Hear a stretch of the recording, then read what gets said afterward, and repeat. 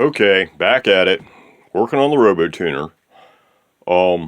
This whole concept of like all action, no talking is all fine and good, but there you go. There you see the action. Can you even begin to tell what the heck is going on here? No, you can't. Alright, so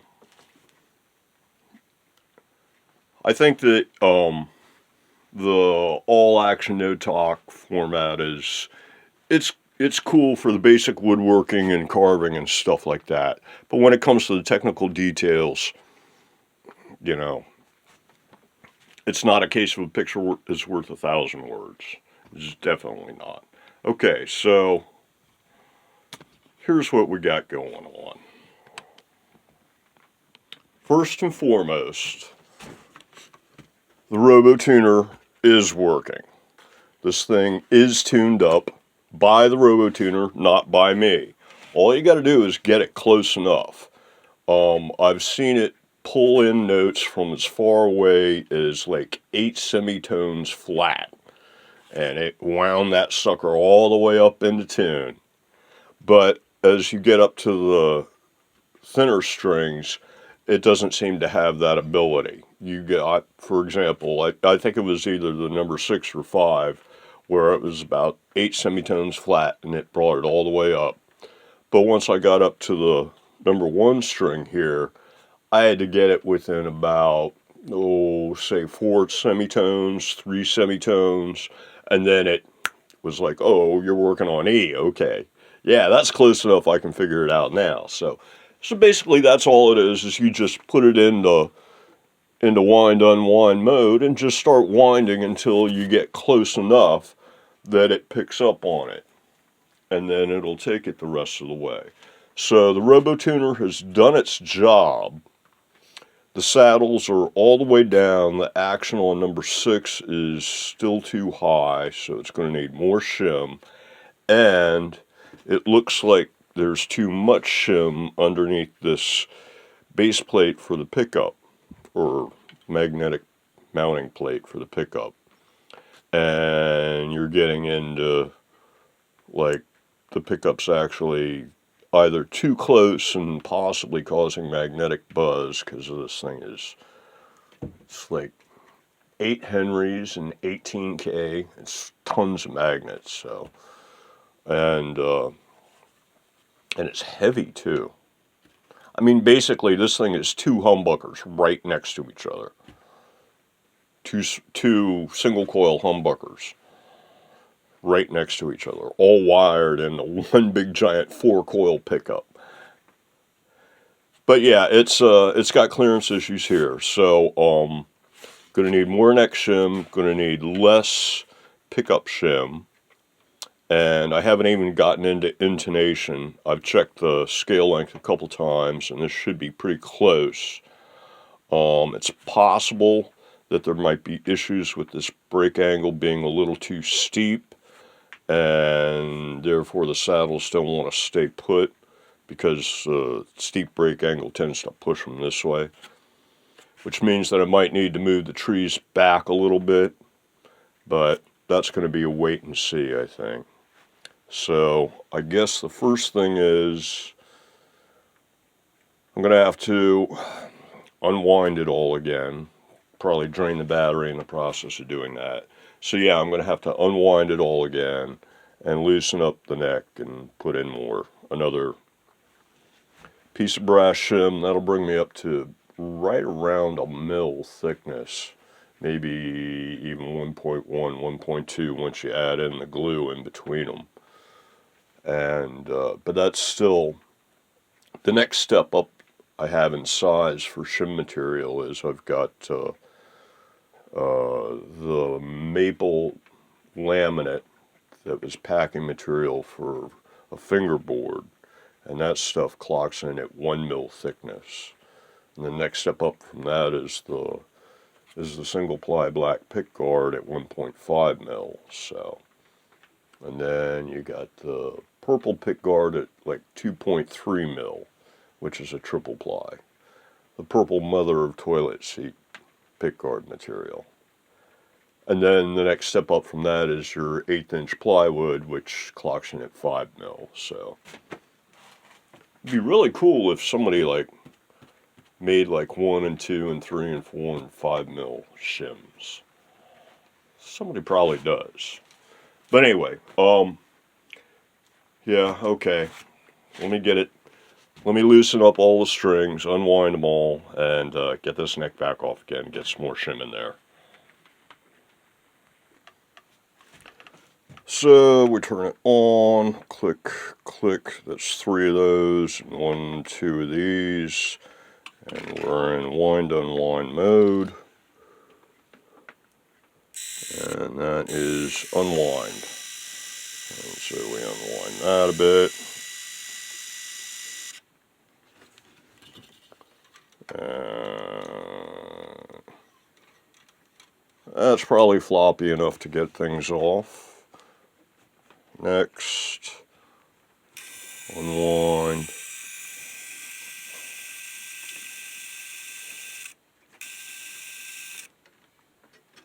Next, unwind.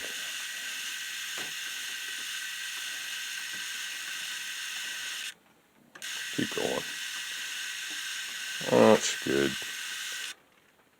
Yeah, I can feel what's going on here with my left hand. Actually, this one might be able to use a bit more.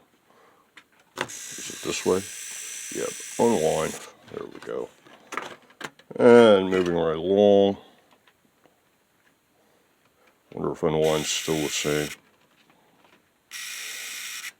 Nope, I think unwind's this way. I better look at it before I break a string.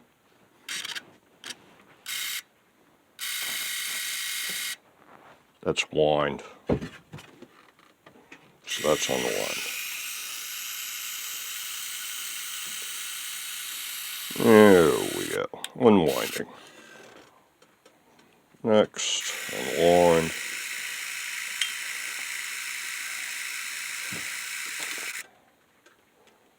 Unwind this number 3 string a little more. There we go. And number 1.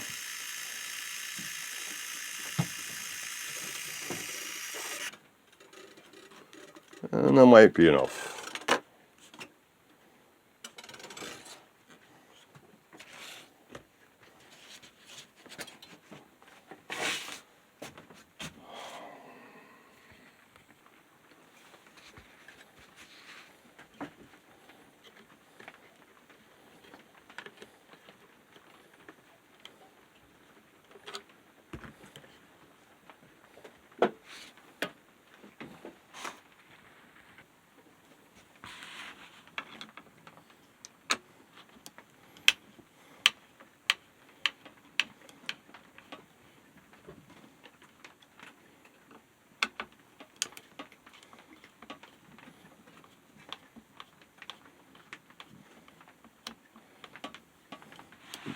So, 35 millimeters by 8 millimeters, as I recall.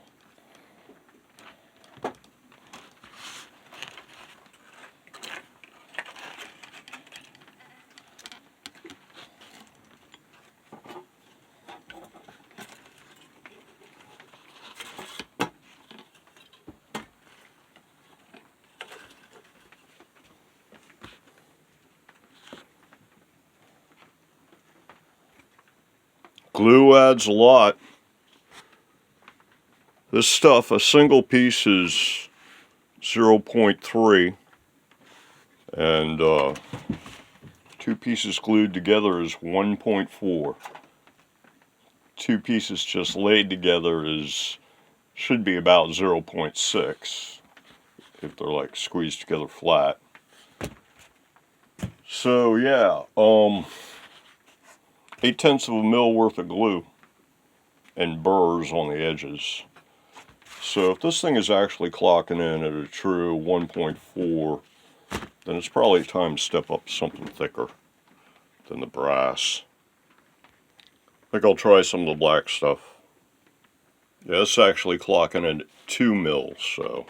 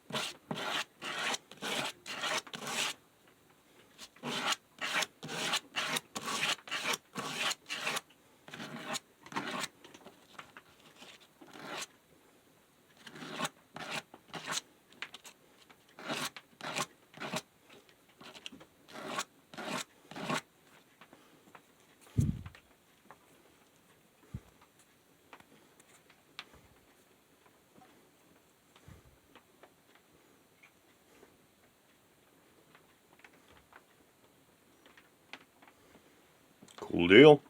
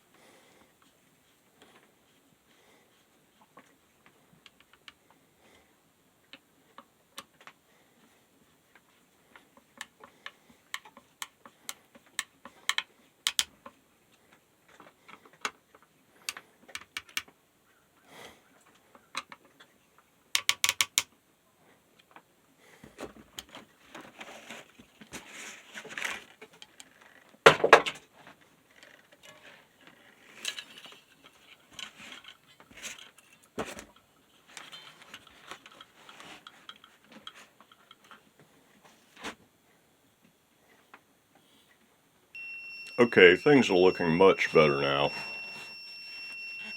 It has that new shim in it. And next spin, tighten back down, set the alignment. Saddles are all the way down.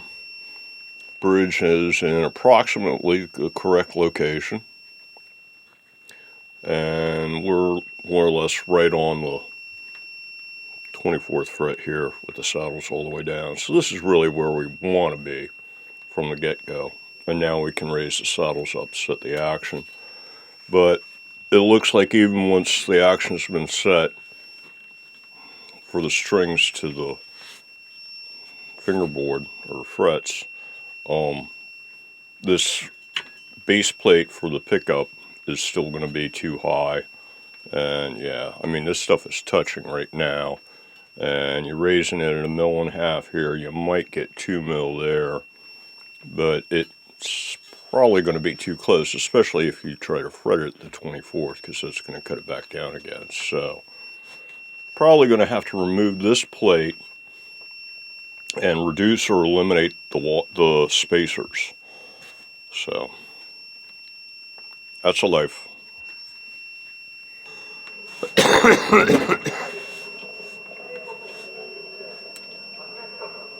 Don't shake the table.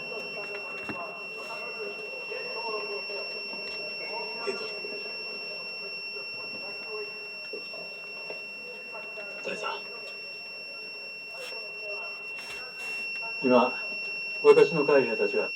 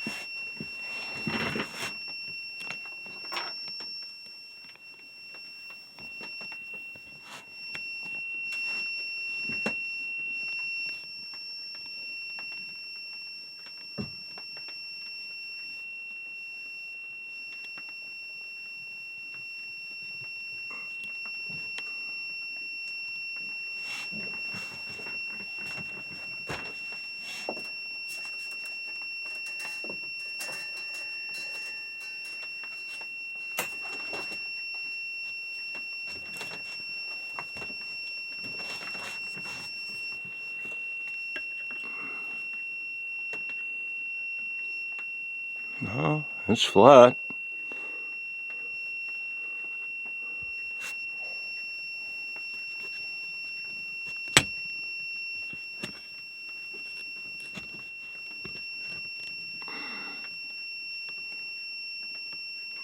It's flat.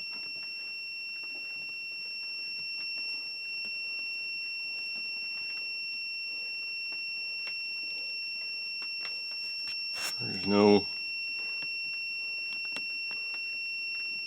On each one, the shadow comes right to the center. It's flat.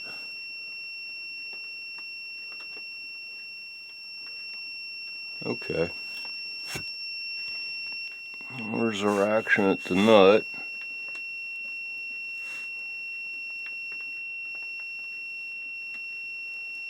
It's pretty good. Could be lower. It's alright though. It's not too high. The saddle is... Whew. Yeah, quarter to a third of the way up already. It'll ring. It's still low here though. Action's only about maybe half a mil. Alright, guess try giving it a bit more.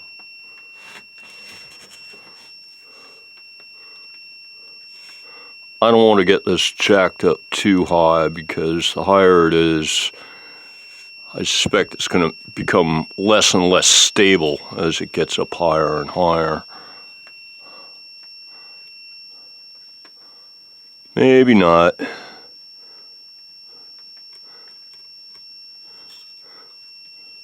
But I don't want to jack the heck out of them and then they'll start sliding off or something like that.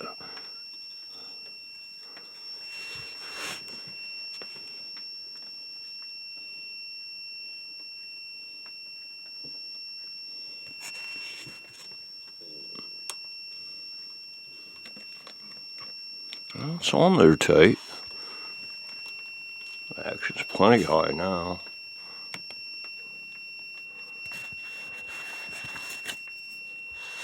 There you go. Remote surgery. I'm looking through the camera. And yeah, that's too high. Cool. Can actually lower it back down a bit.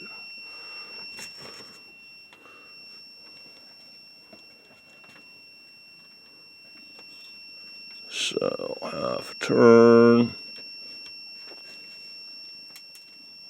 Half a turn. Make sure it's still relatively level. What do we got here now? Oh yeah, that's what we want. Just a little under a mil. That should be about a 0.9 action, 0.9 mil.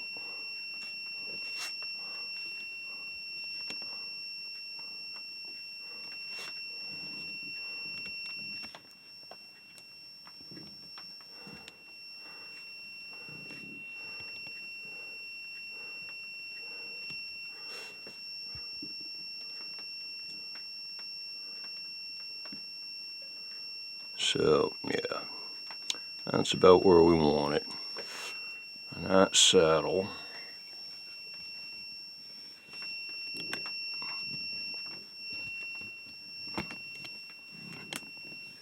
is jacked up that much.